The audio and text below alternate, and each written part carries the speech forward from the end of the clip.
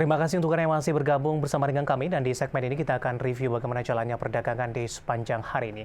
Dan kami ingatkan kembali Anda masih bisa berpartisipasi di telepon interaktif di 021391 di 5201 dan juga ada WhatsApp interaktif kami pemirsa di 0812 di 1398 di 3749 seperti yang tertera di layar televisi Anda. Dan saat ini kami sudah terhubung melalui Zoom bersama dengan Bapak Kiswoyo yang merupakan Head of Investment Reswara Gian Investa. Kita akan langsung sapa saja Pak Kiswoyo, selamat sore. Apa kabar Pak? Selamat sore, baik. Terima kasih Pak Kiswoyo sudah meluangkan waktu di IDX Channel. Hari ini volatilitas pergerakan indeks harga saham gabungan kembali cukup tinggi Pak. Dan tadi sempat menyentuh ke level tertingginya di 7.081, kemudian berbalik arah di 7.017. Namun di penutupan sesi kedua lebih ke arah pelemahan terbatas hanya di 0,06%. Rotasi sektoral juga cukup cepat terjadi. Perbankan big cap hari ini tampaknya menjadi pemberat bagi indeks harga saham gabungan. Analisis Anda? Jadi memang IHSG lagi sangat volatile, sangat tinggi, tapi setidaknya masih berada di atas level 7.000, itu menunjukkan masih aman. Karena level 7.000 adalah level psikologis IHSG, terus juga menjadi support kuatnya IHSG. Sehingga selama masih di atas 7.000 kami masih optimis, dan juga IHSG arahnya sampai akhir tahun ini sesuai dengan perhitungan awal kami adalah ke arah 7.500. Memang kalau kita melihat bahwa high-nya IHSG kan saat ini adalah 7377. Jadi memang masih ada rest untuk membuat new high baru lagi di tahun ini hingga level 7.500, dan ini tinggal 3 bulan kan, sekarang bulan Oktober, bulan depan November, bulan depan Desember. Jadi memang peluang untuk IHSG naik ke atas itu masih sangat besar, dan ini dibuktikan dengan masih kuatnya level 7.000 sebagai support kuat gitu. Baik, perbankan big cap Pak Kiswoyo hari ini tampaknya menjadi pemberat setelah menguat dalam beberapa hari perdagangan terakhir. Bagaimana Anda melihat proyeksi dari perbankan big cap terutama untuk jangka pendek Pak, di tengah pelemahan yang terjadi saat ini, pasca suku bunga Bank Indonesia naik, kemudian juga rilis kinerja dari beberapa perbankan big cap ini juga sudah keluar.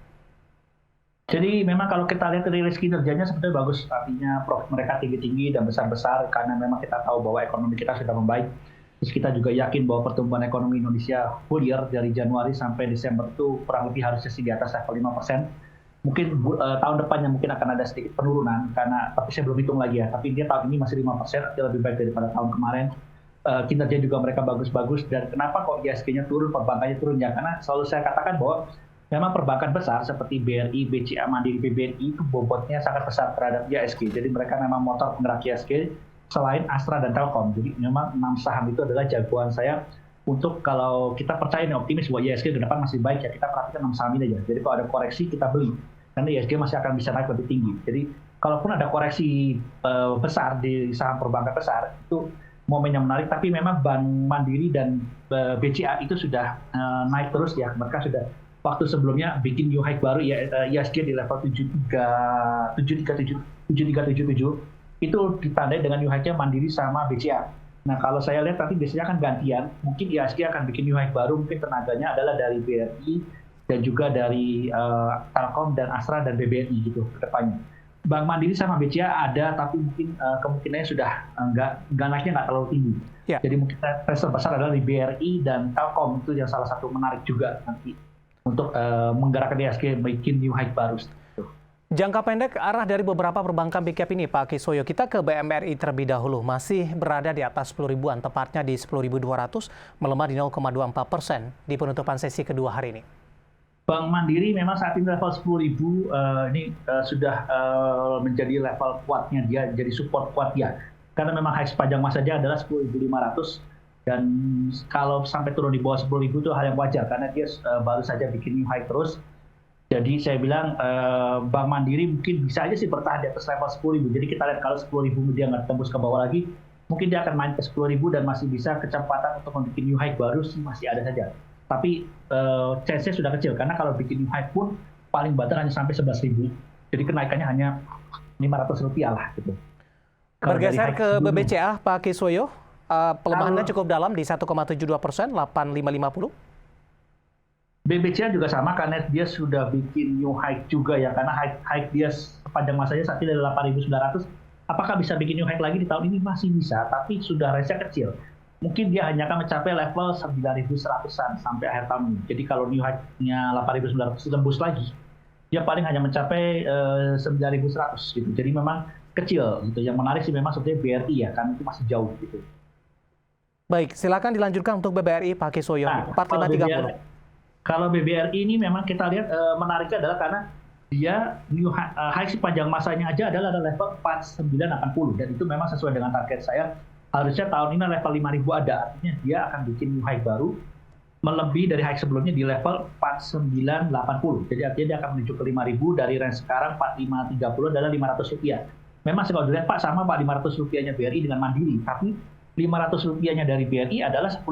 Tapi kalau Rp500-nya di Bank Mandiri itu di bawah 10% gitu. Karena 500 dari 10.200 itu kan artinya nggak mencapai 10%. Tapi kalau BRI kan kurang lebih 10%, bahkan lebih ya kan 10%-nya BRI kan 4530, kalau 10% artinya 450. Ini adalah 500, jadi lebih dari 10%. Jadi dari sisi kenaikan persentase BRI jauh lebih menarik dibanding dengan BCA atau Mandiri. Terus kalau kita bicara BBRI ya, perbankan satu lagi yang besar, ini memang dia sedang menuju ke arah 10.000 kalau saya lihat. Ini memang sedang menuju ke arah 10.000. High sepanjang masanya dia memang 10.250. Dan saya rasa dia akan menuju ke arah 10.000 dan ini menarik juga karena ada level sekitar 10%-an lagi lah untuk mencapai new high-nya dia gitu. Jadi BBNI, tapi kalau memang bobotnya lebih besar BRI kalau untuk ke IISG. Gitu. Tapi BBNI juga bisa diremehkan juga, ini perbankan yang diharapkan kelak market cap-nya akan naik terus. Memang dari 6 jagoan saya itu 4 bank ini tambah Astra dan Telkom ini BBNI yang paling bawah. Tapi saya harapkan ini nanti bisa naik sih, benar-benar menjadi 6 besar gitu kan. Saat ini kan yang 5 besar itu nggak berubah, tapi BBNI bukan di 6, tapi saya percayanya akan naik terus. Sebagaimana dulu BBNI itu tidak masuk dalam klub bank elit. Jadi dulu bank elit itu adalah Bank Danamon, BDMN, saham blue chip perbankan besarnya. Tapi peran ini digantikan oleh BBNI dan BBNI masih berjuang untuk meningkatkan market cap-nya dia, sehingga dia layak menjadi perbankan dengan market cap terbesar keempat di IDX gitu. Baik, Pak Kisoyo, menarik, kita akan jeda terlebih dahulu. Nanti juga kita akan singgung sektor teknologi hari ini mencoba untuk bangkit. Kita akan coba ulas dari sisi sektoralnya dan juga saham-saham pilihan apa saja yang Anda rekomendasikan. Dan pemirsa, kami akan segera kembali sesaat lagi.